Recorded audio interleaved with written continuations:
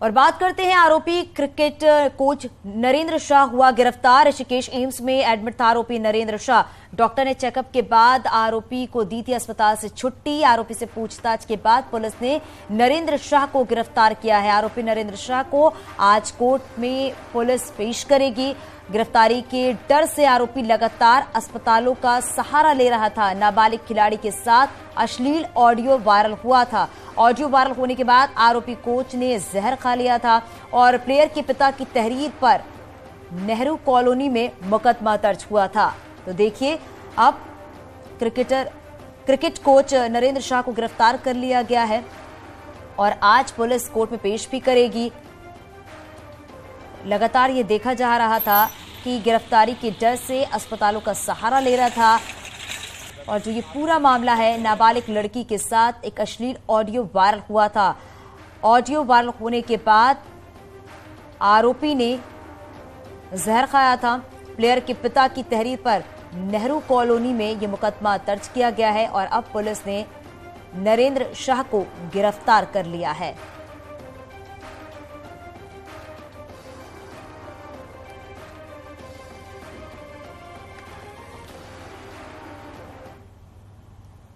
और ऋषिकेश से हमारे सहयोगी आशीष हमारे साथ जुड़ गए, देहरादून से सुनील और प्रभात हमारे साथ जुड़ गए हैं। आशीष, क्योंकि अब ये कहा जा रहा है कि आरोपी को गिरफ्तार कर लिया गया है और आज पुलिस नरेंद्र शाह को कोर्ट में पेश करेगी, आगे क्या अपडेट?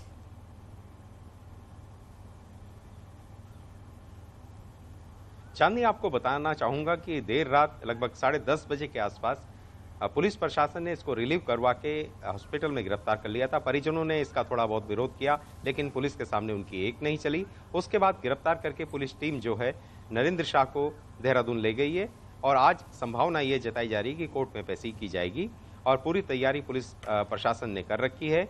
एम्स में लगातार ये बहाने बनाकर रह रहा था और डॉक्टरों ने इसको फिट घोषित कर दिया था, लेकिन जो इसके परिजन कह रहे थे कि अभी इसके सिर में दर्द है, पेट में दर्द है, इस तरह की चीजें चल रही थी, लेकिन आरोपी बच नहीं पाया। लगातार न्यूज़ 18 इस पर अपनी खबर दिखाता रहा और खबर के कारण दबाव बढ़ने के बाद इसको गिरफ्तार किया गया। जी चांदनी। बिल्कुल, देहरादून से सुनील भी हमारे साथ जुड़े हुए हैं। सुनील, देखिए, सबसे बड़ी बात यह है कि कई बार नरेंद्र शाह ने कोशिश की बचने की, कई बहाने उसने मारे कि अभी वो ठीक नहीं है, लेकिन आखिरकार उसे गिरफ्तार कर ही लिया गया। अब गिरफ्तारी के बाद ये चीजें भी सामने आएंगी कि आखिर कितनी खिलाड़ियां ऐसी है जो इस चीज से परेशान हो रही थी और आगे क्या वाकई में उनका काम जारी रहेगा नहीं रहेगा, इस पर भी निर्भर करेगी ये पूछताछ।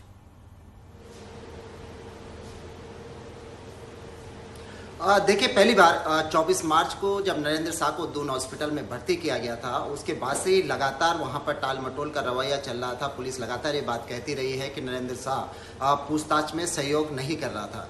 4 अप्रैल को जब नरेंद्र शाह को देहरादून से एम्स में रेफर किया जाना था, तो आपने देखा कि तब जब न्यूज़ 18 वहाँ पर लगातार इस बात को कवर कर रहा था, तो किस तरह से न्यूज़ 18 की जो रिपोर्टर थी भारती सकलानी, जो इसको कवर कर रही थी, उनके साथ भी अभद्रता की गई थी। और लगातार शुरू से ही नरेंद्र शाह की एक कोशिश थी कि वो किसी तरह पुलिस से अपना पल्ला छुड़ा ले। इसके लिए एम्स में भी उनको रेफर किया गया। एम्स में उसके चेस्ट का सीटी स्कैन किया गया, ब्रेन का सीटी स्कैन किया गया, एंडोस्कोपी की गई, लेकिन सारी रिपोर्ट नॉर्मल निकली और सारी रिपोर्टों के नॉर्मल आने के बाद कल रात 8 बजे उसे एम्स से भी रिलीव कर दिया गया। जब एम्स से उसे रिलीव किया गया, उसके तत्काल बाद पुलिस ने उसे गिरफ्तार किया। रात ही उसे देहरादून लाया गया, पूछताछ की गई, उसके बयान भी बाकायदा दर्ज किए गए और आज उसे कोर्ट में पेश किया जाएगा। अभी तक नरेंद्र शाह के खिलाफ एक जो नाबालिग ट्रेनी क्रिकेट खिलाड़ी है, उसके साथ साथ 2 और महिला क्रिकेट खिलाड़ियों ने नरेंद्र शाह के खिलाफ रिपोर्ट दर्ज कराई है, यानी कि 3 रिपोर्ट नरेंद्र शाह के खिलाफ दर्ज हुई हैं, जिनमें छेड़छाड़ है, SC/ST का मुकदमा है, इसके अलावा पोक्सो एक्ट के तहत भी उसके खिलाफ मुकदमा दर्ज हुआ है। तो ये खासकर अगर हम चांदनी देखें इस पूरे सिनेरियो में, ये उत्तराखंड क्रिकेट एसोसिएशन के लिए भी एक बड़ा सेटबैक है कि इस तरह का जो मामला सामने आया है, इसके चलते उसे बड़ा आघात पहुंचा है, क्योंकि अब एक बार फिर से नए सिरे से उन्हें तमाम अभिभावकों का, तमाम बच्चों का एक बार से विश्वास जीतना होगा कि यहाँ पर वो सेफ हैं। ये उत्तराखंड के खेल जगत में ऐसी घटना ये पहली बार हुई है और इससे पूरा उत्तराखंड हतप्रभ रहा इस पूरे वाकये के सामने आने के बाद। तो आज देखना होगा कि नरेंद्र शाह को जब कोर्ट में बिल्कुल देखना होगा कि आखिर क्या कुछ बातें निकलकर सामने आएंगी, आज का दिन कितना खास होगा। सुनील बहुत शुक्रिया, आशीष आपका भी बहुत शुक्रिया जानकारी साझा करने के लिए। आगे बढ़ेंगे और बात करेंगे एक बड़ी खबर की। तो कल देहरादून के त्यूणी में 4 मंजिला घर में भयंकर आग लग गई थी, जिसमें 4 बच्चों की दर्दनाक मौत हो गई थी।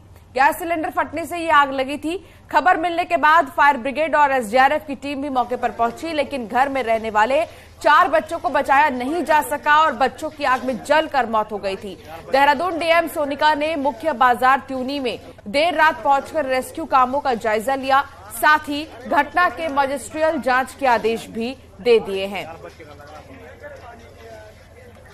और अब एक बड़ा अपडेट आपको दे देते हैं। दरअसल 4 मंजिला मकान में जो आग लगी थी, अब आग पर काबू पा लिया गया है। आग में जलकर 4 बच्चों की मौत हुई थी। 4 मंजिला मकान जिसमें कि भयानक आग लगी थी।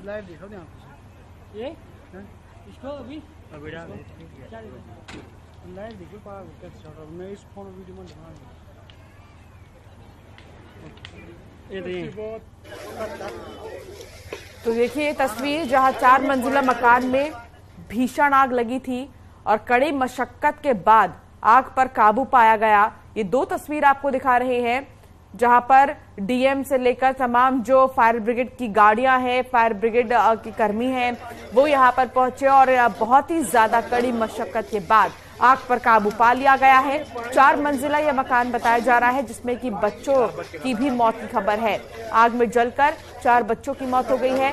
फिलहाल आग पर काबू पा लिया गया है। देहरादून के चक्राता में ये भीषण आग लगी है और आप देख सकते हैं कि देखते ही देखते आग कितनी दूर तक फैल गई। कड़ी मशक्कत से काबू पाया गया आग पर। कल काशीपुर में भी शॉर्ट सर्किट के चलते भीषण आग लगी है, जिसमें झोपड़ी नुमा कई घर जल गए और लाखों का सामान जलकर राख हो गया। आग की विकरालता का अंदाजा इसी बात से लगाया जाता है कि फायर ब्रिगेड की गाड़ी पहुंचने से पहले सब कुछ जलकर राख हो गया था। घटना कुंडेश्वरी रोड स्थित विशाल नगर की है। गनीमत इस बात की रही कि आग से कोई जनहानि नहीं हुई है, लेकिन नुकसान लाखों का हुआ है।